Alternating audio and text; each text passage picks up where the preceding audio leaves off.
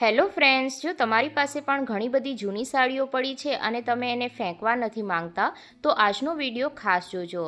આજે હું તમારી સાથે એક એવી વસ્તુ શેર કરવાની છું જે તમે બંગડીની મદદથી બનાવી શકો છો। ખૂબ જ સરળ છે અને તમને જો બનાવતા બિલકુલ નહીં ફાવતું હોય તો પણ તમે જો વિડીયો ધ્યાનથી જોશો તો એક જ વખતમાં પરફેક્ટ બનાવી લેશો। તો જો અહીંયા મેં એક જૂની સાડી લઈ લીધી છે।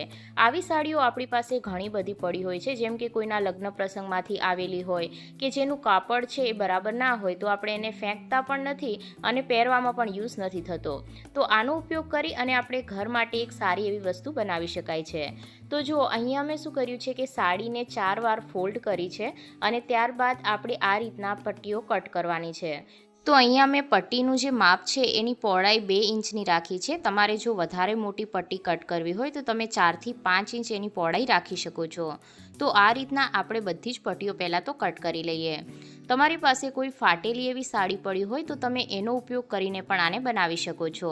તો અત્યારે હું અડધી સાડીનો ઉપયોગ કરી રહી છું, પૂરી સાડીમાંથી હું પટ્ટીઓ નહીં કટ કરું।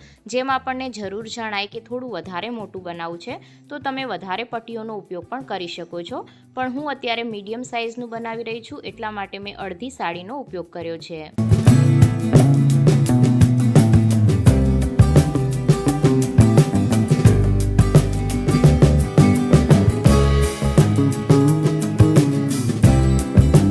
તો જો અહીંયા મેં જે બધી પટ્ટીઓ છે એને કટ કરી લીધી છે આ રીતના। હવે આ પટ્ટીઓ જે ડબલ હોય એને આપણે આ રીતના વચ્ચેથી કટ કરી લેવાની છે અને સિંગલ કરી દેવાની છે।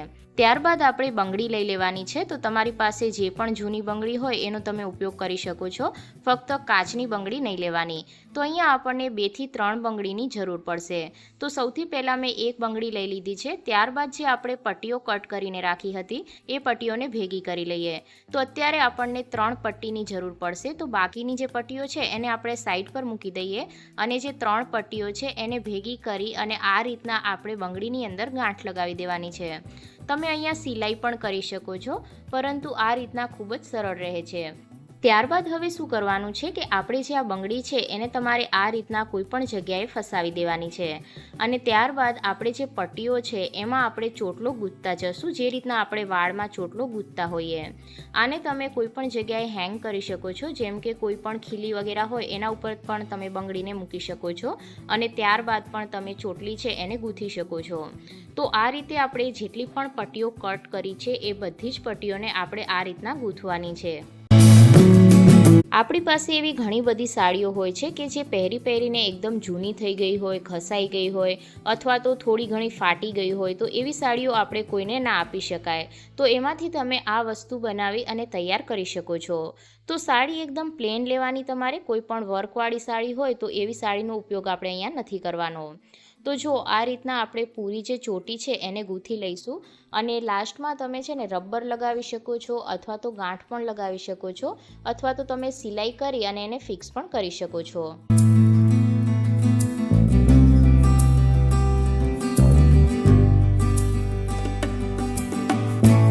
તો જે ચોટી છે એમાં વચ્ચે વચ્ચે જે આંટીઓ આવતી હોય એને આપણે ફિક્સ કરતું જવાનું છે અને ચોટીને ગૂંથતું જવાનું છે।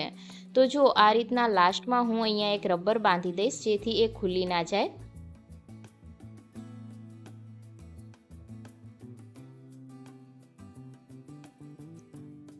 ફ્રેન્ડ્સ, તમે જૂની સાડીઓમાંથી શું બનાવો છો એ મને કોમેન્ટ કરીને જરૂરથી જણાવજો। તો જો આ રીતના મેં બીજી 2 પણ બનાવીને તૈયાર કરી લીધી છે। ત્યારબાદ અહીંયા મેં એક બીજા કલરનું કપડું લઈ લીધું છે અને એમાંથી 3 અલગ અલગ પટ્ટીઓ રેડી કરી લીધી છે કટ કરીને। તમે એક કલરમાંથી પણ બનાવી શકો છો અથવા 2 થી 3 કલરને મિક્સ કરીને પણ બનાવી શકો છો, પણ દેખાવમાં થોડું સારું લાગે એટલા માટે મેં અહીંયા બીજા કલરનો પણ ઉપયોગ કર્યો છે। એમાં પણ આપણે 3 પટ્ટીઓને ભેગી કરી અને બંગડી ઉપર આ રીતના ગાંઠ લગાવી દેવાની છે અને એમાં પણ આપણે આ રીતના જે ચોટી બનાવી છે એ જ રીતની ચોટી ગૂંથી લેવાની છે।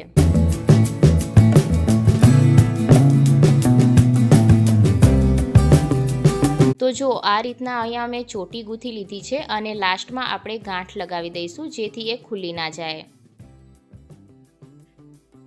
તો ચાલો હવે બનાવવાનું શરૂ કરીએ।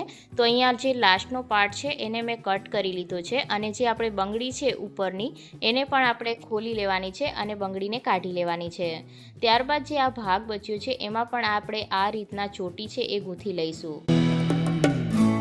તો આ જ રીતના આપણે જે બીજી પટ્ટીઓ છે એને પણ રેડી કરવાની છે. એમાંથી પણ બંગડી છે એને કાઢી લેવાની છે. તો અહીંયા બધી જ પટ્ટીઓ આપણી રેડી થઈ ગઈ છે. ત્યારબાદ અહીંયા સોય અને દોરો લઈ લેવાનો છે અને હવે શું કરીશું કે આ જે રેડ કલરની પટ્ટી છે એને આપણે સૌથી પહેલાં રાખવાની છે અને આને તમે ગોળ પણ રાખી શકો છો, પરંતુ હું અત્યારે ગોળ નથી બનાવી રહી, હું અત્યારે લંબગોળ શેપ આપી રહી છું. એટલા માટે આ રીતના આપણે એને ફિક્સ કરવાનું છે અને સોય અને દોરાની મદદથી આપણે સિલાઈ લઈ લઈશું જેથી એ ખુલ્લી ના જાય. તો આને તમે બંને સાઈડ પર યુઝ કરી શકો છો, પરંતુ હું અત્યારે એક જ બાજુ યુઝ કરવાની છું એટલે બીજી બાજુ હું થોડા મોટા ટાંકા લગાવી રહી છું જેથી પાછળની સાઈડ એ બિલકુલ પણ દેખાશે નહીં. તમારી પાસે જે કપડાને ફિક્સ કરવા માટેનો ગ્લુ આવે છે એ હોય તો તમે એને ચોંટાડી પણ શકો છો. તો તમારે જો સિલાઈ ના કરવી હોય તો તમે અહીંયા ગ્લુનો ઉપયોગ પણ કરી શકો છો. તો જો આ રીતના મેં અહીંયા સિલાઈ કરી લીધી છે. એ જ રીતના હવે આપણે વાળતું જવાનું છે અને સિલાઈ છે એ કરતું જવાનું છે. ઘણા લોકો એવી પણ કોમેન્ટ કરે છે કે આટલી બધી મહેનત કરવી એના કરતાં બજારમાંથી તૈયાર ડોરમેટ લઈ લેવું સારું, પરંતુ જે વસ્તુ આપણા ઘર માટે આપણે ખુદ બનાવીએ એ વસ્તુનો આનંદ જ કંઈક અલગ હોય છે અને એ દરેક ગૃહિણીને ખબર હશે. તો જુઓ આ રીતના મેં કટ કરી લીધું છે. હવે આ રીતના આપણે વાળતું જવાનું છે. અહીંયા આ રીતના તમે જોઈ શકો છો કે પાછળ બિલકુલ પણ સિલાઈ નહીં દેખાય.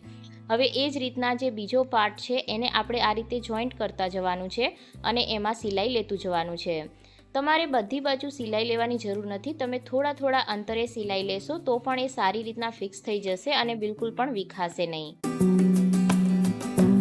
તો જો આ રીતના બંને ભાગને પહેલાં આપણે જોઈન્ટ કરી લેવાના અને ત્યારબાદ આપણે જે સિલાઈ છે એ કરતું જવાનું.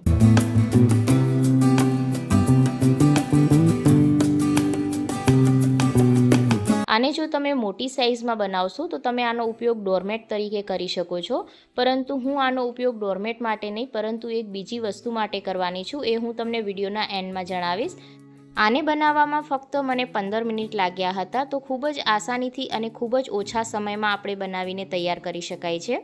ગામડામાં હજી ઘણા લોકો આ રીતના સાડીમાંથી પગલૂછણિયા બનાવે છે, તો દેખાવમાં ખૂબ જ સરસ લાગે છે જો તમે એકદમ કલરફુલ સાડીનો યુઝ કરશો તો આ રીતના આપણે ચારે બાજુ સિલાઈ લેતું જવાનું છે અને ફિક્સ કરતું જવાનું છે.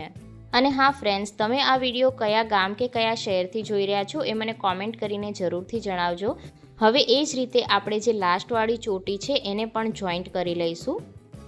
ફ્રેન્ડ્સ, જો તમને વિડીયો અત્યાર સુધી થોડો પણ સારો લાગ્યો હોય તો લાઈક કરવાનું ભૂલતા નહીં અને ચેનલને જરૂરથી સબસ્ક્રાઈબ કરજો. દરેક ગૃહિણી જૂના કપડામાંથી કંઈક ને કંઈક બનાવતી જ હોય છે. તો આ રીતના આપણે સાડીમાંથી પગલૂછણિયા બનાવી એ ઘણા લાંબા સમય સુધી ટકે છે અને ખરાબ નથી થતા. તો જો અહીંયા હું તમને નજદીકથી પણ બતાવી દઉં. લાસ્ટમાં હવે આપણે આ રીતના એના જે છેડા છે એને અંદર ફિક્સ કરી દેવાના છે અને ટાંકો છે એ લગાવી દેવાનો છે. તો જો અહીંયા કેટલી સરસ એની જે ચોટી છે એ દેખાય છે. તો અહીંયા આપણું પગલૂછણિયું બની અને તૈયાર થઈ ગયું છે. આનો ઉપયોગ તમે પગલૂછણિયા તરીકે કરી શકો છો અથવા તો કાઉન્ટર ટોપ ઉપર ગરમ વસ્તુને રાખવા માટે પણ કરી શકાય છે.